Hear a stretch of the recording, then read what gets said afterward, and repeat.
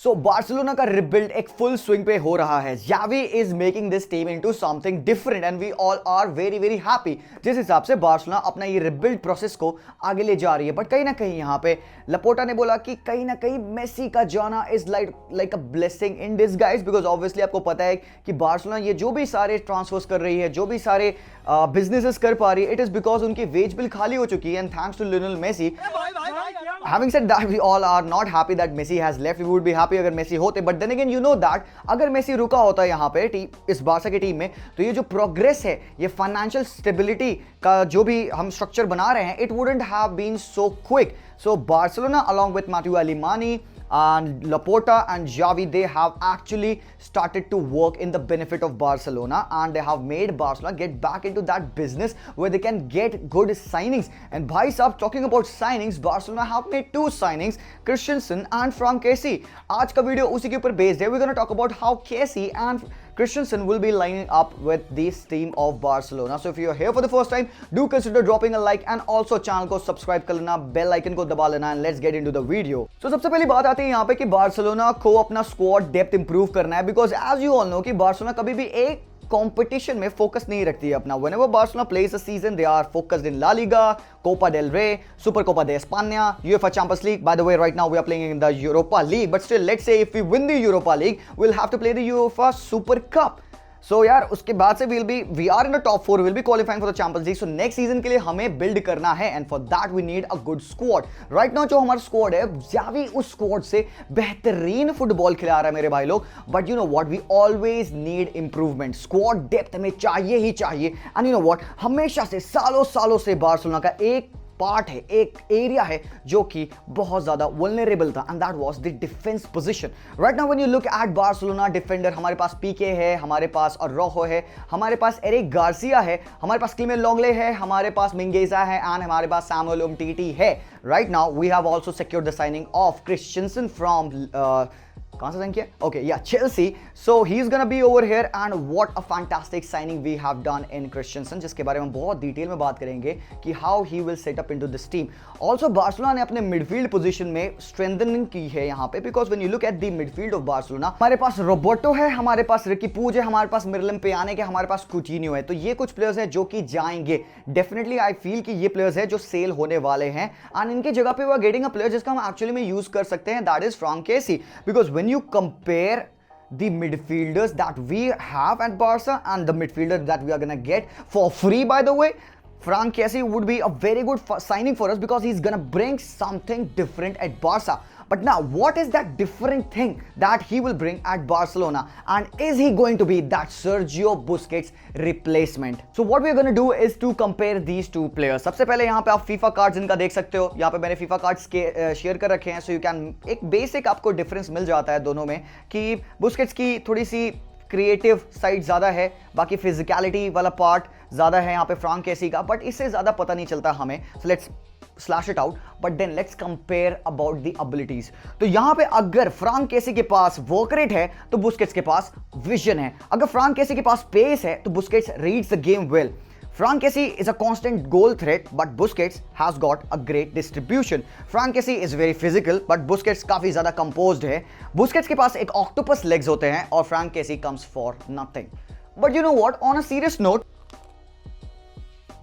let's talk about the playing style of these two players. कैसे ये different हैं, कैसे ये एक दूसरे को complement करेंगे, क्या ये एक साथ खेल सकते हैं, and क्या Franck Kessie बुस्केट्स की जॉब मारने वाला है? देखो मेरे हिसाब से, मैं ट्रूली आप लोगों को बताता हूं, बुस्केट्स एक डिफरेंट प्रोफाइल का प्लेयर है मेरी नजरों में, फ्रैंक केसी एक टोटली डिफरेंट प्रोफाइल का प्लेयर है। But what do this guys do on the pitch?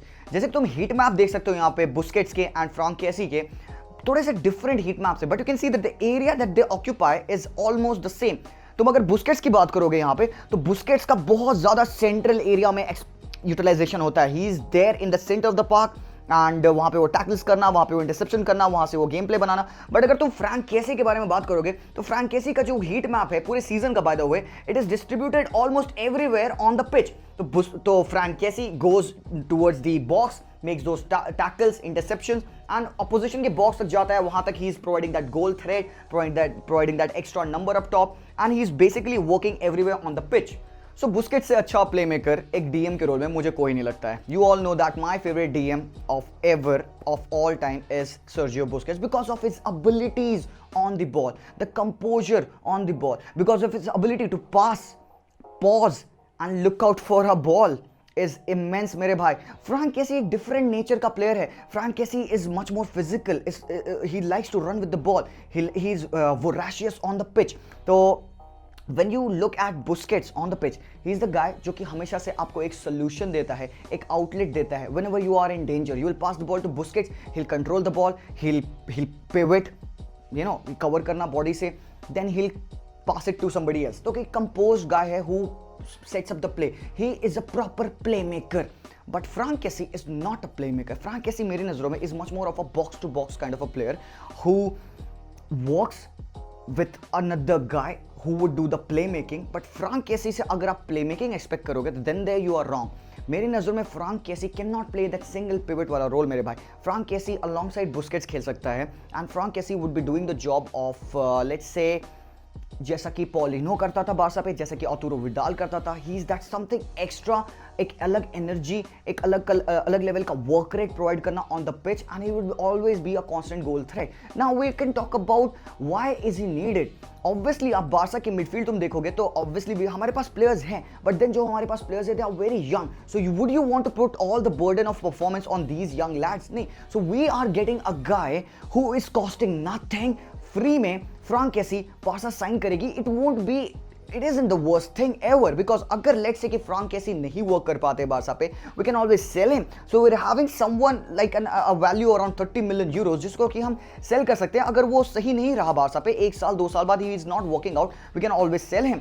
Obviously Barca would be looking out to sell Coutinho, Pjanic and loan out करना, रुकी पूछ को, रोबर्टो को सेल करना. तो we will have that wage bill cut out and Frank Kessie can slot in easily. But सबसे important बात है यहाँ पे, is he going to be the replacement for Busquets? I don't think so. So for that, let me take you to the tactics board. Hey, but you know what? अगर आप football fantasy में थोड़ा सा भी interest रखते हो और अभी कभी आप सोचते थे कि आपको कोई हेल्प कर दे अपनी टीम बिल्ड करने के लिए, सो यहाँ पे वी हैव गॉट जय Gandhi who is a football fantasy expert and उनका एक टेलीग्राम चैनल है running by the name expert corner. तो आप उनका टेलीग्राम चैनल ज्वाइन कर सकते हो जहाँ पे वो पर डे मैच डेज की आपको एक बहुत प्यारी सी लाइनअप बना के देते हैं and you can use that in the vision 11 application that you can download from the description और इन द पिन्ड कॉमेंट्स. अगर आप विजन 11 डाउनलोड करते हो and you would use the code EC football तो आपको मिलेगा 300 का cash bonus. So what are you waiting for? Go down into my description and download Vision 11 from over there and join the Telegram channel of Jay Gandhi. Alright, so now let's take a look at this. Lineup यहाँ पे है मेरे हिसाब से Barcelona के लिए. Busquets in the middle, Franck Kessie alongside him and D Yong यहाँ पे.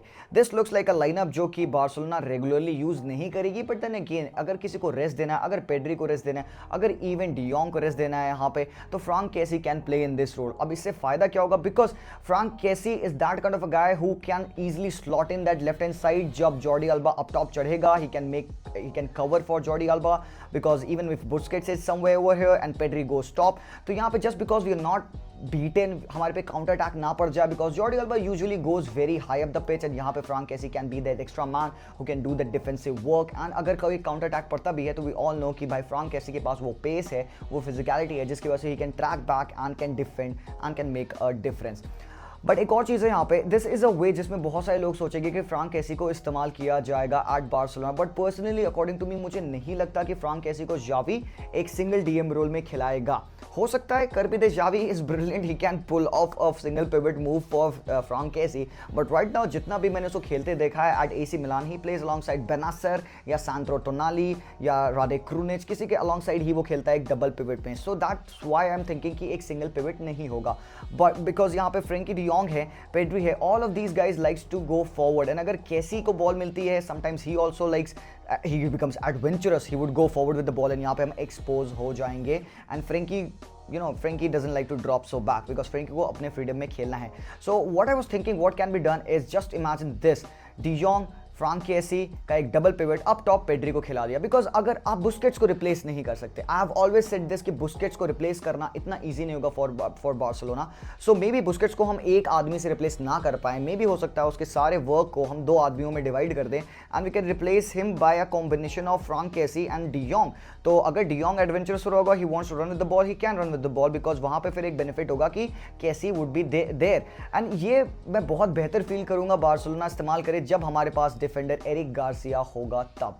You can tell me why I said this, ठीक है। Anyways, now let's move on to the Christensen वाला part. Christensen बार्सिलोना ने sign कर लिया है and what kind of a player he is. He is a very good player on the ball as well. And Xavi particularly उससे बातचीत किया, उसको convince किया because there were offers from Bayern Munich as well. तो around 6 million euros की salary है जो कि हम क्रिस्टेंसन को देने वाले हैं and he is a very good player. Not because he is very tall, he is defensively solid, but because he is very good on the ball. आपने देखा कैसे अरोहो को टीम से बाहर निकाल दिया Xavi just because he wanted to use Eric Garcia's ability on the ball.